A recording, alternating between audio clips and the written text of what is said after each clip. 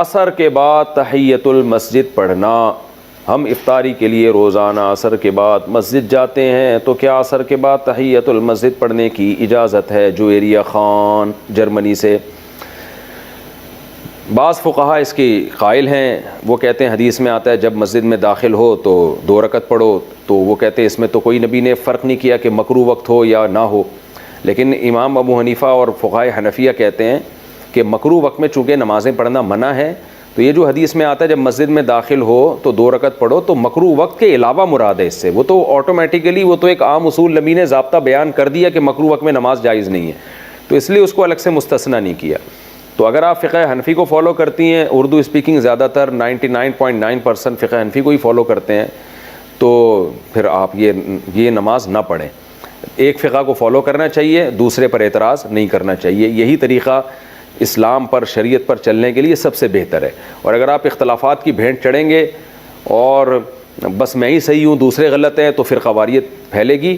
کیونکہ ہر فقیہ نے جو فتویٰ دیا ہے کسی نہ کسی دلیل کی بیس پہ دیا ہے. دلائل سب کے پاس ہوتے ہیں, فرق یہ ہوتا ہے کہ کون کس دلیل کو ترجیح دے رہا ہے, دوسرے میں تعویل کر رہا ہے. تو اسی وجہ سے عوام پر لازم ہے کہ ایک فقہ کو فالو کرے اور دوسرے پر اعتراض اور طنز نہ کرے. نہ ایسا کرے کہ بات بات پہ ایک جس فقہ کو فالو کرنے اس کو چھوڑ دیا جائے, اس سے بھی بڑی بے برکتی ہوتی ہے, اس سے خواہشات نفس کا دروازہ کھلتا ہے. تو آپ یہ کام نہ کریں, عصر کے بعد آپ تحیۃ المسجد نہ پڑھیں. الٹی سے روزہ ٹوٹنے کا حکم. الٹی آئی اور نگل لی تو کیا روزہ ٹوٹ جائے گا؟ طلحہ صاحب کراچی سے. اگر الٹی منہ بھر کے آئی ہے, منہ بھر کے الٹی کا مطلب یہ ہوتا ہے اتنی زیادہ الٹی تھی کہ منہ میں اس کو روکنا مشکل ہو گیا آپ کے لیے, تو پھر ایسی الٹی کو نگلنے سے روزہ ٹوٹ جاتا ہے. ادروائز تھوڑی سی الٹی کو نگلنے سے روزہ نہیں ٹوٹتا. کیا تراویح کے بغیر روزے صحیح ہوں گے؟ پورے رمضان کی تراویح نہیں پڑی اور تمام روزے رکھ لیے تو کیا روزے صحیح ہوئے یا نہیں؟ سلیم نسیم. دیکھیں, تراویح اگر کوئی نہ بھی پڑھے تو روزے اس کے بہرحال صحیح ہو جاتے ہیں, روزوں پہ فرق نہیں پڑتا. لیکن تراویح سنت مؤکدہ ہے, قابل ملامت ہے وہ شخص جو تراویح کی نماز نہیں پڑھتا. تو اس لیے تراویح بھی پڑھنی چاہیے. کبھی بہت تھکاوٹ ہو, نہیں پڑھی جا رہی, تو ٹھیک ہے کم کر دیں, مختصر کر دیں. ویسے سنت مؤکدہ 20 رکعتیں ہی ہیں, اس پہ چاروں اماموں کا اتفاق ہے. حضرت عمر رضی اللہ تعالی عنہ سے 20 رکعتیں ثابت ہیں, اور شروع میں اسلاف میں ہمیں 16 رکعتیں بھی ملتی ہیں, 20 سے زیادہ بھی ملتی ہیں. لیکن بعد میں جب تحقیق ہوتی چلی گئی تو چاروں امام اس پر متفق ہو گئے کہ کم سے کم تراویح کی رکعتیں 20 ہیں.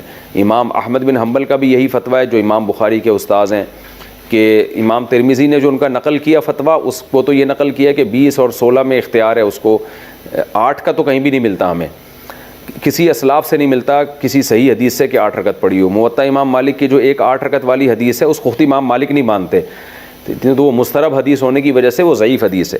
تو موطا امام مالک میں بھی 20 رکعتوں کا تذکرہ ہے, اور بھی ہمیں بہت ساری روایات میں زیادہ تر میں 20 رکعتوں کا تذکرہ ہی ملتا ہے. اس لیے امت کا اس پر اجماع ہو چکا ہے کہ 20 رکعتیں. یہ اجماع ہونے کے بعد پھر اختلاف پیدا کیا ہے 20 سے کم, بعض لوگوں نے فتویٰ دیا کہ 20 سے کم. تو جب ایک دفعہ کسی مسئلے پر اجماع ہو جاتا ہے تو وہ قطعی چیز بن جاتی ہے, پھر اس میں اختلاف جائز نہیں ہوتا, کیونکہ صحیح حدیث سے یہ بات ثابت ہے کہ امت گمراہی پہ کبھی بھی جمع نہیں ہو سکتی. تو اس لیے آپ 20 رکعت تراویح پڑھا کریں. لیکن اگر آپ نہیں پڑھتے تو روزہ بہرحال آپ کا ہو جائے گا, لیکن روزے کی اہمیت تراویح سے کروڑہ گنا زیادہ ہے, کیونکہ روزہ تو بہرحال اسلام کا ایک رکن ہے. ایسا نہ ہو کہ تراویح نہ پڑھنے سے روزہ بھی چھوڑ دیں آپ.